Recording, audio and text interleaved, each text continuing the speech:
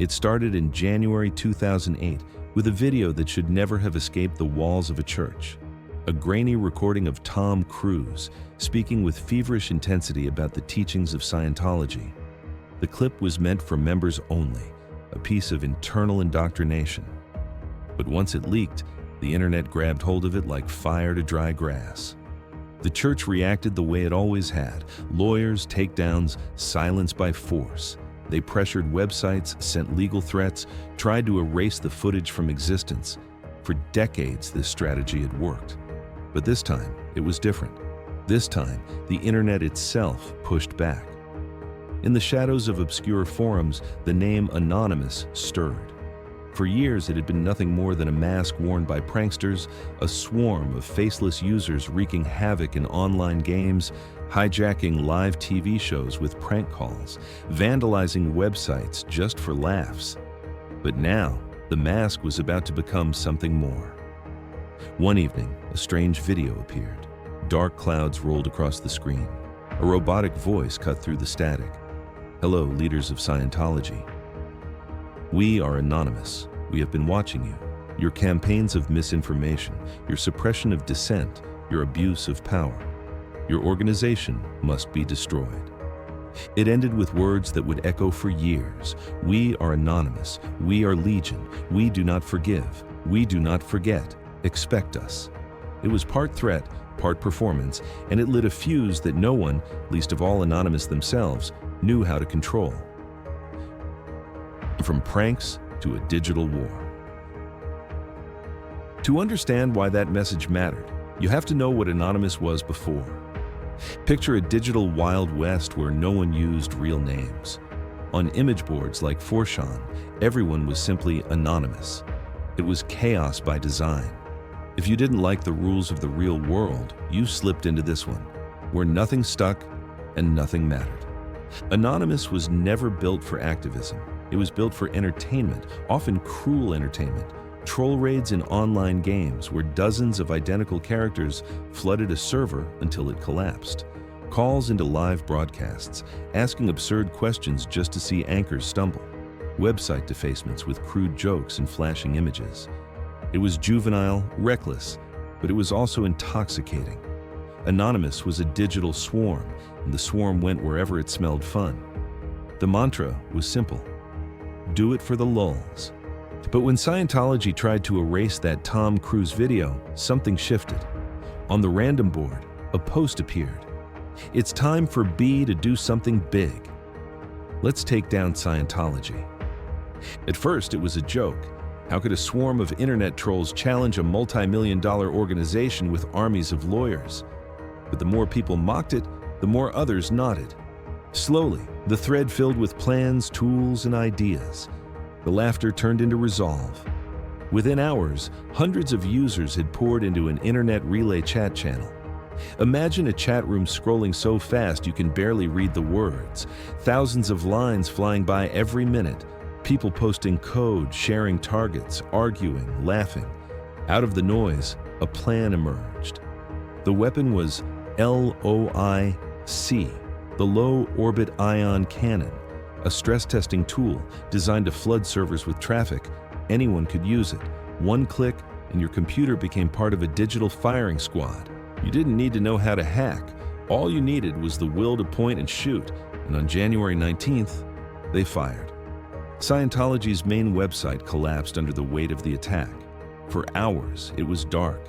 News outlets rushed to cover it. Fox News called them super hackers. Sky News warned of cyber terrorists. The truth was less impressive. Most were teenagers running a program they'd just downloaded, but perception mattered.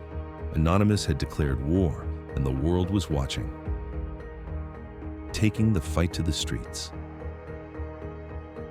Scientology responded the only way it knew how: loudly. Spokespeople appeared on television condemning Anonymous as hate-driven extremists. Press releases accused them of religious persecution. Cybersecurity firms were hired to harden defenses, but every word Scientology spoke acted like gasoline. The more they fought back, the more Anonymous grew. IRC channels swelled with recruits. At first, hundreds, then thousands. There were so many that organizers split them into city-based channels. And from these rooms came a radical idea. If the internet could attack Scientology online, why not in the real world too? They called it making the internet go outside. Flyers circulated online. Protest dates were leaked to journalists. Participants were told to wear masks to hide their faces. The mask of choice was Guy Fawkes, the grinning face made famous by the film V for Vendetta. The symbolism was perfect. One mask for many faces, one identity for all. Anonymous had found its uniform. The first protests looked surreal. Imagine standing on a city street in the winter cold. Around you, dozens of figures in identical masks, their voices muffled, their signs bold. Knowledge is free. We are anonymous. Cars slowed down, pedestrians stopped to stare, cameras clicked. At first, the gatherings were small, but by spring, over 7,000 people marched across 70 cities. London, Los Angeles, Berlin, Sydney, all wearing the same mask, all chanting the same words. We are Legion. Expect us. For Scientology, it was a nightmare. The church thrived on secrecy, on controlling narratives. Now, its buildings were surrounded by grinning faces, immortalized in photos and videos that spread worldwide. What began as a prank was now a movement. The cracks began to show. But Anonymous was never built to last. It wasn't an organization. It had no leaders, no rules, no structure. It was a swarm, and swarms are unpredictable. Inside the IRC channels, divisions grew. Some wanted to keep the fight lighthearted, memes, jokes, trolling. Others saw a chance for true activism, to turn Anonymous into a weapon for justice. A French PhD student, known only as House, tried to bring order. He surveyed hundreds of channels, searching for the most respected voices, inviting them into a private council. The idea was to guide the movement in secret, to shape it into something bigger. But Anonymous rejected leadership by design. Within weeks, the council was exposed, mocked, and dismantled. No one would follow a leader, not even a shadow leader. Then came the hammer. The FBI had been watching. Participants in the DDDS attacks were tracked down. One college student was sued for $100,000. He pled guilty, served a year in prison, and paid $20,000 in restitution. For the first time, the swarm realized this wasn't a game. Fear spread through the ranks. Some vanished overnight, others stayed, convinced that anonymity would protect them. But the truth was out. Anyone could be caught. Anyone could pay the price. Meanwhile, Scientology shifted tactics. Instead of shouting, it went silent. Buildings locked their doors during protests. Spokespeople stopped issuing statements. They learned that Anonymous fed on outrage, and by playing dead, they starved the swarm of attention.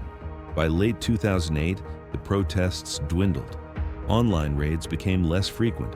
Operation Chanology, once the centerpiece of Anonymous, slowly bled out. It seemed like the end, but endings online are rarely permanent. The rise of something darker. Behind the noise, a new kind of Anonymous was forming. Not pranksters, not protesters, but hackers, real ones. They had watched Chanology and seen potential. If thousands of strangers could unite with nothing but a mask and a slogan, what could skilled hands achieve? This new breed didn't care about Scientology. They cared about power. They didn't use LOIC, the toy everyone else had. They used custom exploits, SQL injections, rootkits, tools that cracked open databases and spilled secrets across the web. They called themselves lulzsec, anti-sec, and other names that still echo in cybersecurity today. Their targets weren't just churches. They hit Sony, leaking millions of user accounts. They attacked PayPal, MasterCard, Visa, punishing them for cutting off donations to WikiLeaks. They breached government agencies, exposing confidential data. The mask of Anonymous had become a cloak for digital insurgency. And when asked why, the answer was always chillingly simple. Sometimes for protest, sometimes for ideology, but often just for the lulz. Anonymous began as a joke. A swarm of trolls united only by anonymity and cruelty. But in 2008, it stumbled into something larger. Operation Chanology showed the world that a faceless mob could terrify even the most powerful institutions. For governments, corporations, and churches, the mask became a nightmare. Because behind it, there was no single enemy to fight, no leader to arrest, no headquarters to raid. There was only the possibility that anyone, anywhere, could put on the mask and say, "I am anonymous." That was the true legacy of the war with Scientology. Not the protests, not the DDS attacks, but the idea that anonymity itself could be weaponized. And once that mask was worn, the world had no choice but to expect them.